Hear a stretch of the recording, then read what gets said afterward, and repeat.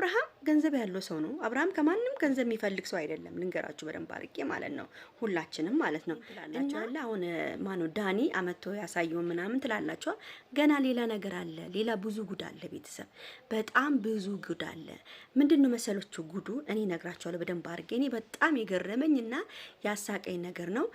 ሩታም እንትን አርጋለች። ምንድነው ስሙ ስቶሪ ላይ አርጋ ነበረ። በጣም ነው የገረመኝ። እኔ ገረመኝ ማለት ነው። ምን መሰላችሁ? አብርሃም ገንዘብ ያለው ሰው ነው። አብርሃም ከማንም ገንዘብ የሚፈልግ ሰው አይደለም። ልንገራችሁ በደንብ አድርጌ ማለት ነው። ሁላችንም ማለት ነው። እና አዲስ ነገር ደግሞ ይዞ ሊመጡ ያሰቡትን ነገር ደግሞ እነግራችኋለሁ። ምንድነው መሰላችሁ?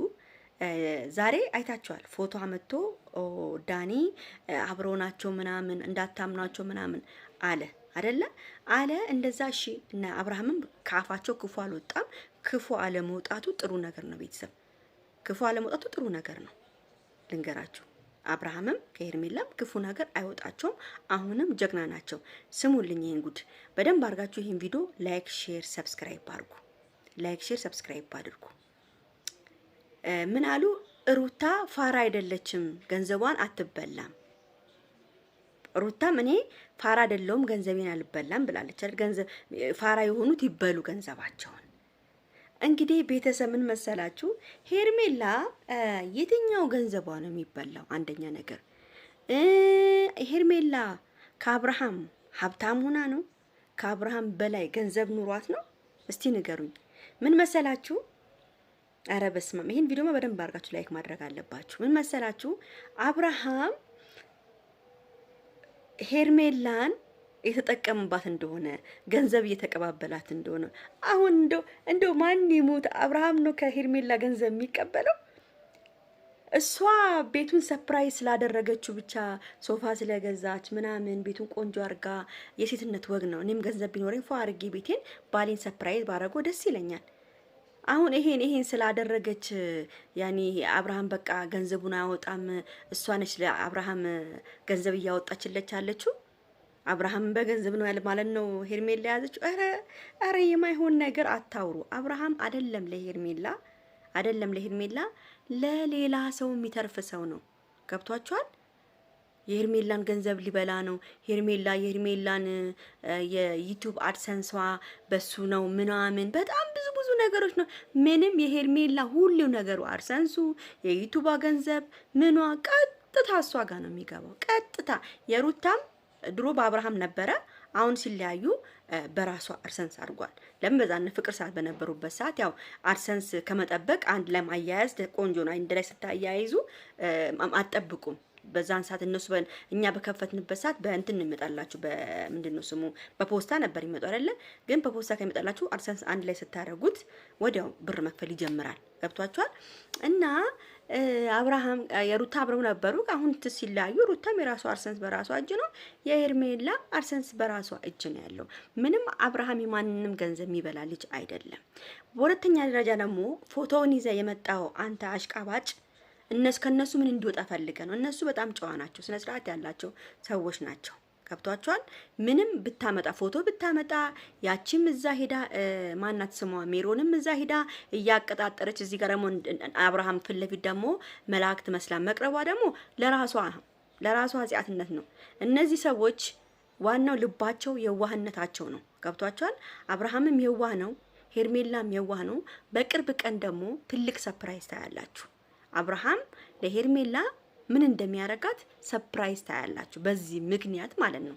ሰርፕራይዙን ታያላችሁ። ሰሞኑን ጠብቁ። ሰርፕራይዝ ሁሉ ነገር አፋቸውን የሚያዘጋ ሰርፕራይዝ አለ። አፋቸውን የሚያዘጋ እርግዝናው አፋቸውን ሊያዘጋ አልቻለም። አሁን ደግሞ አፋቸውን እንዲያዘጋ የበለ ዝግዝግት እንዲሉ የሚያረገው ነገር አለ። አብርሃም ጠብቁ። ሰሞኑን ጠብቁ። ብቻ ሰርፕራይዙን ጠብቁ ብያቸዋለሁ። ሰሞኑን ትልቅ ሰርፕራይዝ አለ ለሄርሜላ ማለት ነው አብርሃም የሚያደርገው።